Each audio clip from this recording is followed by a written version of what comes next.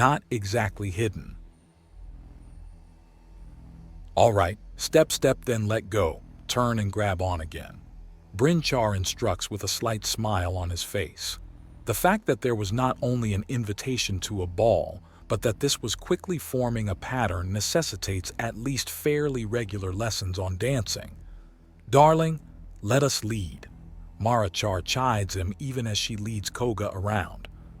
All right, Brinchar says, as he looks over the whole mess as multiple sorcerers fumble their way through dance steps. Granted, he wasn't much of a dancer during his first few balls, but that was something he attributed to having his ass beat so hard that he had at least a year-long concussion.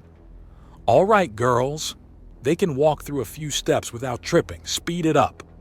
Marachar calls out, and there's laughter as immediately half the dancing sorcerers stumble.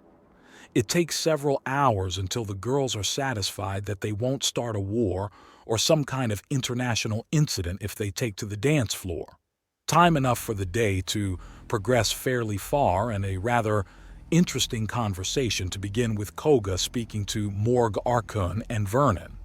Are you trying to send out a death threat or make an art piece? Morg Arkun asks after Koga finishes explaining his idea. It shouldn't be too hard. We'll have to move slowly and carefully in order for it to not kill us, but it's doable. Vernon muses. It also guaranteed to be one of a kind, at least until something like this is done again. And that's something we can control, meaning we will have a borderline license to print credits. Morg Arkun considers. Although that's only if, big if, we can do this safely. Well, so long as you don't touch anything until after it's all safely contained, it shouldn't be a problem, Koga remarks. Right. Well, before we dance with death, I have an idea. I'm not entirely sure about it, but if it works, we all grow stronger for it. And what exactly are you planning? Brinchar asks as he approaches the three men. Well, Morg Arkun begins, and it doesn't take long for the other three men to raise their eyebrows in surprise. It may not be flash photography, but it's still annoying as all hell to feel thousands upon thousands of little distortions in the axiom as Koga exits the vehicle with Uth Tyr. His bowl cut has been swept backwards as if he was facing a strong wind, and there are tiny vines intertwined with it. A tiny kuta piece of jewelry is on the bridge of his nose and projects tiny light distortion panels to either side, acting as the rather thick glasses he needs when it's nothing but a tiny band of metal. His wine-red suit contrasts hard with her pale blue and serves like a shadow to her light. The fact that he's easily hid several tri-tight knives on his person and with the tiny living vines around him means he's got armor as well. He doesn't expect trouble. He's ready for it anyways. Granted, the pictures are likely to be a problem before anything else. The sheer quantity of them is utterly irritating. Still, he's not an idiot. He's nothing less than professional, and as much as he wants to grab the nearest camera and crush it without using axiom, he holds back and simply smiles along with Uth Tyr. How do you deal with so many eyes upon you? He asks softly in Cinder tongue. It's a fairly out-of-practice language, so it allows at least a small level of privacy. I was born watched by the many. This is my normal, Uth Tyr replies in a somewhat accented but very smooth Cinder tongue. Also, the forest knows Cinder tongue and teaches it? It was one of the most used languages during its long history. It knows over 100 some dating back to tribal times. The memory of the woods does not fade or age. Remarkable, she says in galactic trade, but perhaps in more easily understood languages. If we must, I'm used to some degree of privacy. Staring at someone is often considered rude, and if a beast in the forest back home is doing so, then it's likely planning to attack. You would compare the paparazzi to beasts? There's something amused in Uth Tyr's voice. Are they not a ravenous horde, uncaring of decorum or the harm they cause? Koga replies as they step through the doorway and into the ballroom. The early arrivals are either sweeping over the dance floor to show off their finery in motion, swapping gossip with each other, or availing themselves of the buffet tables. The exception is, of course, Vernon and Miro Noir, who are, as usual, wrapped up in their own little world. They dance closely and intimately with the jealous glares of many young Apuk women following them.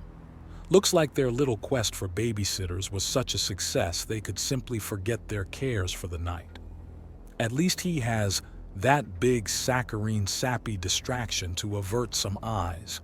Uthtir looks over with a sigh of longing. He hasn't so much as looked this way and you're pining for him. Koga mutters in mild awe. No, not him, Uthtir says wistfully. That love, that passion, so focused and direct. She sighs in wistful envy. Koga scans the room again and spots a few more familiar faces. Not many of the sorcerers are here openly, but many are here in disguise. They had taken well to Koga's lessons on stance, presence, and mindset for blending in. A large number of serving staff had horns that were actually polished wood and tails that were lopped off of several varieties of reptilian beast. Beasts that were occasionally eaten, but mostly by non-Apuk, as eating their genetic cousins was as odd as eating an ape or monkey was for a human. Some taxidermy and a touch of puppeteering skill, and they had belts with fake tails. They fit perfectly under the jackets and even resembled several different genetic variances of Apuk.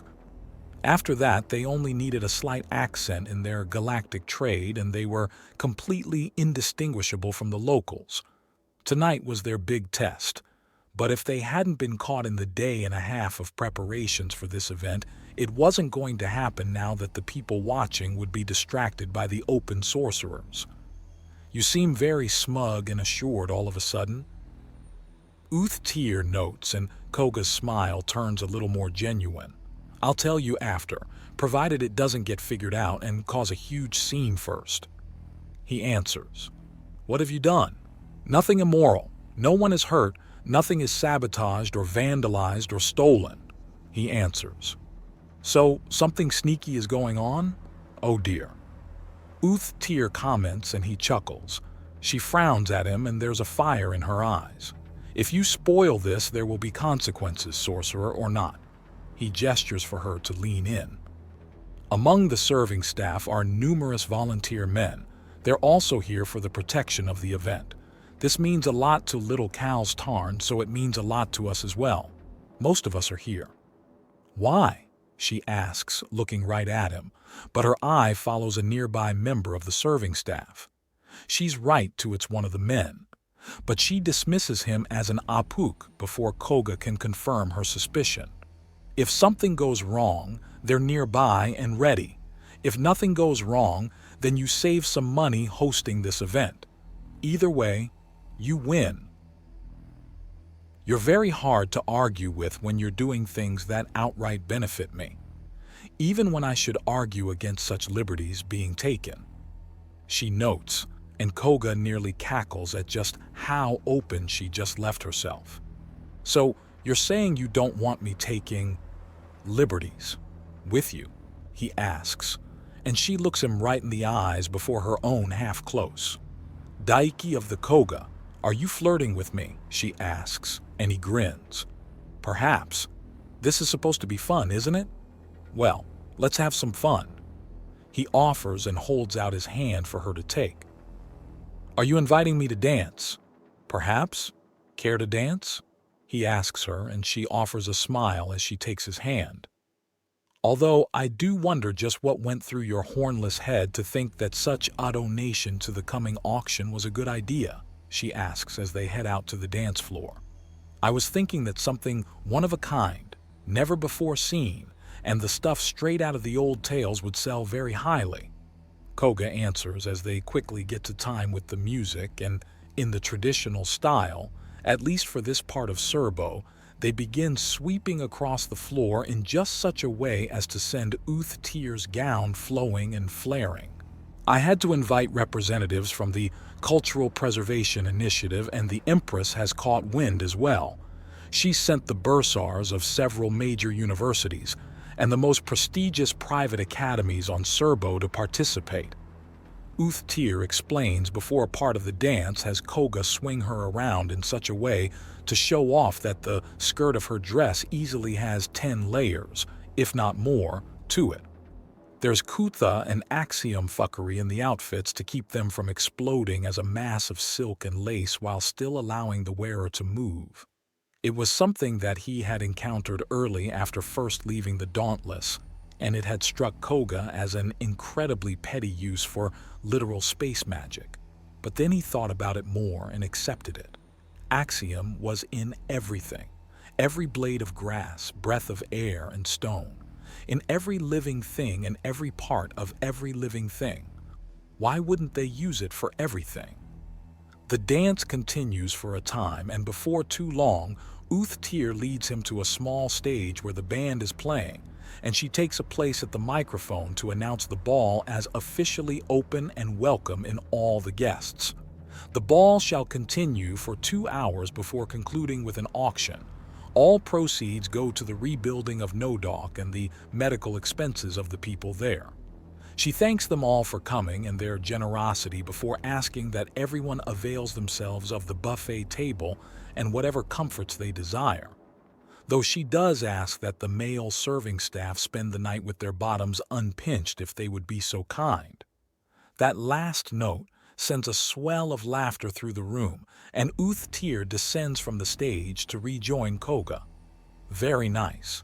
You amused everyone and covered for my men. Very well done. He congratulates her. Just because I'm not the type to sneak about like a thief in the night doesn't mean that I'm incapable of subtlety.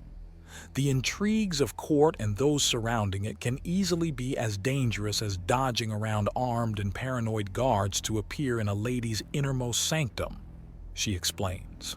So, something you can trust a child with? Good to know. Koga replies, and she gives him an odd look as they head back out onto the dance floor. They pass by Vernon and Myro Noir, and he gives them an odd look. I'm only about 70% sure they stopped dancing to hear the announcement. They did, but they were back to it again right afterwards. Uthtir notes, and Koga rolls his eyes to her amusement. Why are you so against them being happy? It's not that I don't want them happy. It's just that they're so over the top about it. I mean, come on. Stop raising the standard so damn high, the soppy bastards. Koga complains, and Uthtir outright giggles. Wow, aren't you grumpy? Think you can't do it?